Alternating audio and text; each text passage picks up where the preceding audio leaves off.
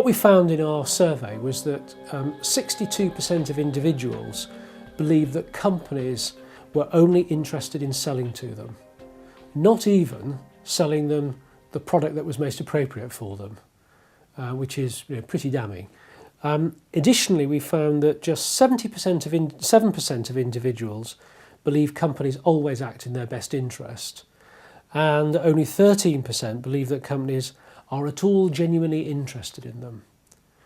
Now, what this is indicating is that companies basically don't appear to be listening to people, don't appear to be questioning, and don't appear to be trying to understand enough to find a good fit. In other words, the dialogue isn't taking place. Well, traditional marketing, in terms of pushing outbound messages to consumers or people that you think might be interested in your product and expecting them to respond to that, the time is over for that kind of communication. Consumers now choose what they listen to, they choose what they read, they choose what they watch on the TV. When they want information, go to the internet and find it, and they're going to trust peers and user-generated content more than they're going to trust corporately generated content. I think with broadcast marketing, it's something that people are familiar with. They're familiar with TV commercials, they're familiar with press adverts, they're familiar with people with direct marketing, telemarketing, direct mail. They're familiar with stuff being pushed out. Here is my brand, I've got the latest, greatest, fastest, biggest, cheapest, whatever it might be. Push, push, push, push, push. What's going on now is the beginnings of a generational change. The next decade is going to be so exciting because we're moving from innovation of many of these technologies and media to mass adoption. Now, as that happens, it changes the way we do business, and in many ways it may well change the way we live our lives. Marketers have understood that there is a fundamental change in the way that they need to communicate with their audience and the benefits that that can bring. And that's been a long time coming. And I think it's driven partly by the recession. It's driven by the need to demonstrate success in marketing activity. And it's also brought about by the rapid growth of social media, which means that organisations have something very important they need to deal with right now that maybe 2 years ago wasn't there.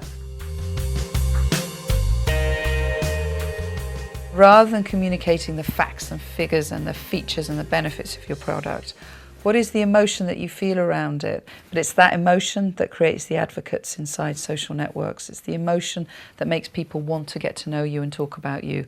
And that's the most valuable thing you can create on the internet. Who's talking about you when you're not in the room? Again, in the survey, we asked what impact it would have on your experience as a customer if companies took the time to find out more about your needs and interests. 63% of customers believed it would have a positive impact. That was the total sample. But when we looked at just those who were really using social media, that went up to 81%. Again, a significant number. Against that, rather sadly, we found that only 10% of all individuals currently believe that companies take any notice of what they say. So I think we're transitioning from a broadcast environment to a broadcast marketing to conversation marketing, where you just talk back to conversations that are put there. So it's really the transfer from push marketing to pull marketing, because conversation is pull-based. You're pulling people towards you based on the way you reply, the way you react, the way you answer that question, the way you give support. You're pulling people in. And people think, yeah, well, I like the response I've had. I'm going to learn more about that organisation. You're starting to see the brands talk back rather than just push stuff. So they're pulling their consumers towards them, as opposed to saying, come and buy my latest, greatest, fastest, quickest, cheapest. And the best example I saw of conversation marketing was this weekend. Volkswagen have a little 4x4 called a Tiguan. And the advert in the paper was, it wasn't come and test drive our Tiguan, it was come and tell us how to test it. So what they were doing was they're saying, send in your application, send in your form, fill in this website address, whatever it was, and tell us how you would like to test this car. Whether you'd like to test it on ice, or test it in the snow, or test it on sand, whatever you'd test a mini SUV on. So they're inviting people to come and experience the environment of their product. But they're not saying, buy my car, it's really great. And that's the shift from push to pull.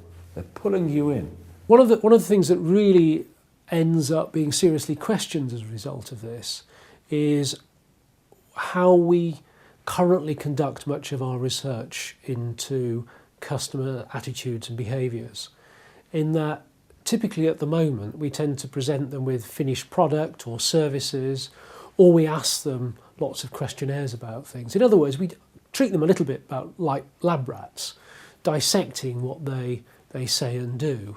A kind of world that we're talking about is one where we accumulate lots and lots of individual commentary. So in fact, it's not an analytical deconstruction of the individual, rather it's the ability to analyse the flow of an individual's dialogue and comment and relationship with things that gives us the understandings.